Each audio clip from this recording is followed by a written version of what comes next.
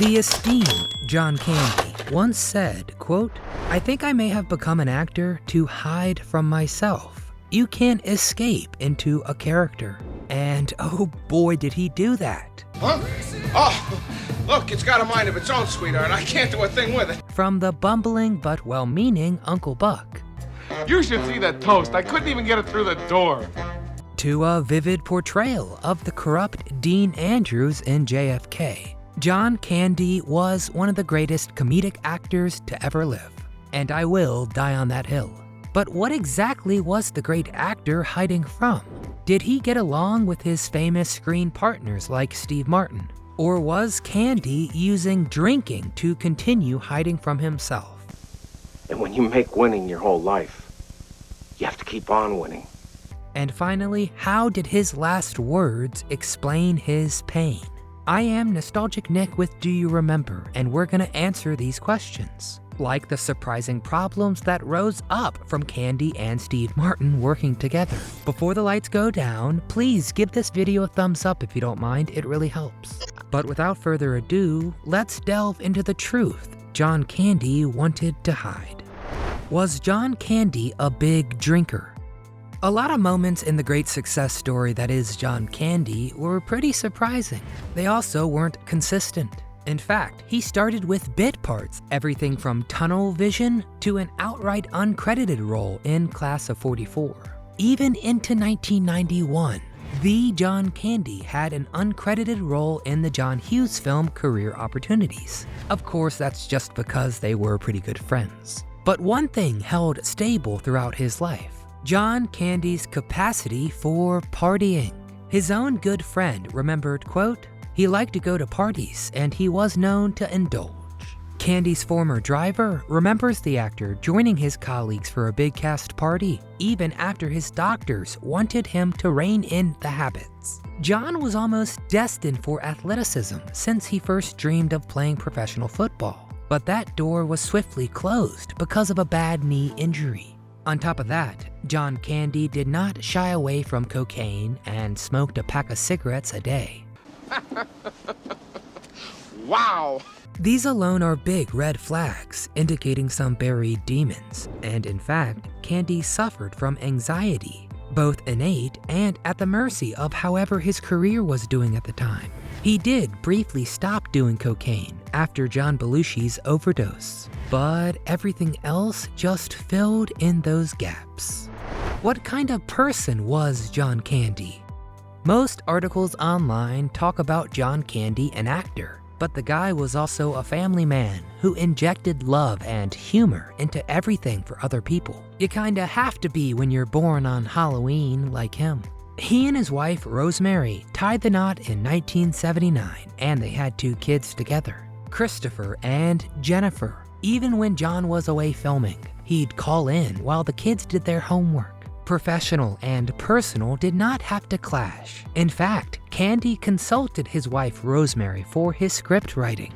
Jen says to get the best feel for John Candy as a person, combine Johnny LaRue minus the smarmy attitude, Uncle Buck, and Del Griffith. According to Jennifer, he did not have a vein bone in his body. He didn't even like going to his own film's premieres. Sometimes he sent Rosemary out to let him know how the viewers reacted. He just didn't care to watch himself in the final product. I mean, how many actors can say that about themselves?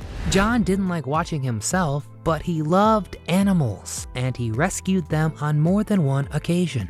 A farm of animals and pets where Jen says Candy could just go and tend to the animals and be at peace. He also always donated to the Pediatric AIDS Foundation and Make-A-Wish Foundation. It was all about making people smile, and he really wanted to bring smiles to the kids. Did Steve Martin and John Candy get along in Planes, Trains, and Automobiles? Okay, John Hughes made a lot of good films, but I will go out on a limb saying this is the best one he made. The laughs, the heart, the story, and it's a Thanksgiving film. Awesome. But all Neil Page wanted to do was get home for Thanksgiving, and all an actor wants is a good scene that lets him strut their stuff. Yes, I do.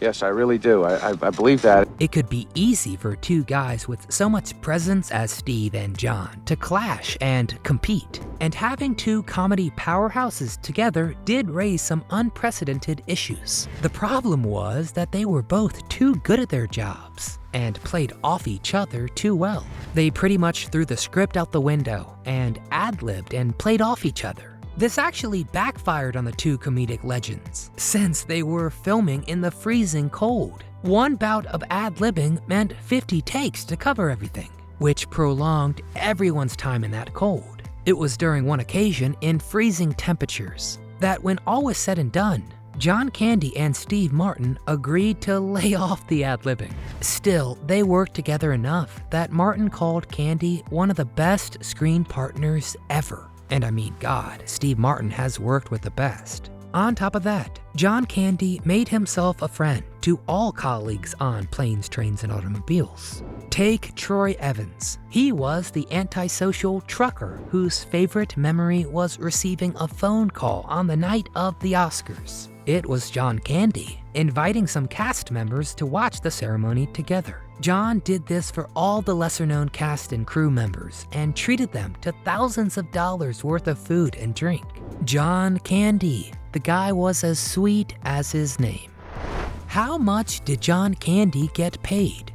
Wise Guy Goodfellas, world leaders, and SNL hosts. Of course, the Home Alone films have quite the cast, but John Candy's bit role is one of the best. John Candy didn't really get a lot of comfort to his wallet from that gig. You see, Candy and John Hughes had such a close collaboration relationship with Uncle Buck and Planes, Trains, and Automobiles. Then along came the unassuming Home Alone. John Hughes wrote it.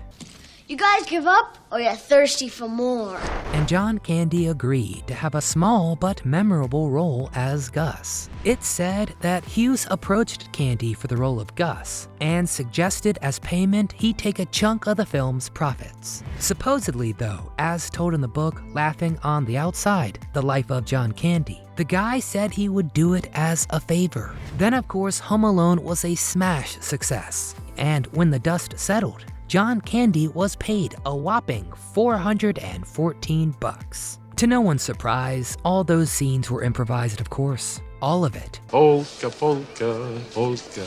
No? He just came by the set for a 22-hour shift, filming until 4 in the morning without a script ever in hand. He was the only one allowed to do this, of course, which is understandable. So that funeral parlor story, all John Candy. Now, he was okay, you know, after 6-7 weeks. And I came around, started talking again. Despite that meager paycheck, John Candy's estate is estimated to have been worth around $20 million. Not too shabby for the polka king of the Midwest. What caused John Candy's death? It's sad to admit that a lot about John Candy's life and habits were a perfect storm of health problems. Candy was 5 when his dad died of heart disease at just 35. John's brother met a similar fate. She was very young at the time to lose a husband at that time and to have 2 young boys. Candy resorted to binge eating, plus smoking like a chimney and the cocaine. His doctor, of course, wanted him to lose weight. Sometimes he weighed over 300 pounds. It's said that Candy was also saddened by his dwindling friendship with John Hughes. Supposedly, Hughes even stopped returning Candy's calls, and it took an emotional toll. His small, inexpensive Home Alone gig was Candy's last big hurrah while he worked on Wagons East. On the night of March 3rd, John Candy called his family. His daughter, Jen, kept the conversation short while she studied for a vocab test. They hung up, but not before she gave a quick, "Yeah, okay, I love you, I will talk to you later, have a great night." His son, Chris, also said goodnight with love. John Candy's colleague, Richard Lewis, recalled the actor acting happy and funny on the outside, but looking at him and being drained. You know, friends can always tell. Talking to the kids, it was a nice end to a draining day. His final words are a bit chilling and exhausted. The actor said, quote, "I'm so tired. All I want to do is go home and be with my family." On March 4th, John Candy passed away. The official cause was a heart attack in his sleep at just 43 years old. The same day John died, a big piece of amethyst that he gave to his family, it broke to pieces. Kind of chilling, huh? On the day of his funeral, police blocked off huge stretches of road so the procession could get through easily. You caught a John Candy scene on TV one night, right when you needed to laugh more than anything in the world. This honor, usually given to figures like a president, really put John Candy's importance into perspective for his kids, and they agreed it's definitely what he deserved. Peeling back the layers of John Candy and finding not just a powerhouse of comedic talent, but a sweet, caring guy, it's no wonder that decades after his death, people still celebrate him and mourn the huge loss. In true John Candy fashion, he made sure everyone was smiling even when he lived with constant anxiety. So now we want to hear from you, all you die-hard John Candy fans. What is your favorite John Candy film? Is it his iconic Uncle Buck? Or is it his heart-wrenching performance in Planes, Trains, and Automobiles? Get in the comments and tell me all things John Candy. If you enjoyed our deep dive, please give this video a thumbs up and subscribe to our channel for all things nostalgia. But from all of us here at Do You Remember, we want to thank you for watching and for loving John Candy.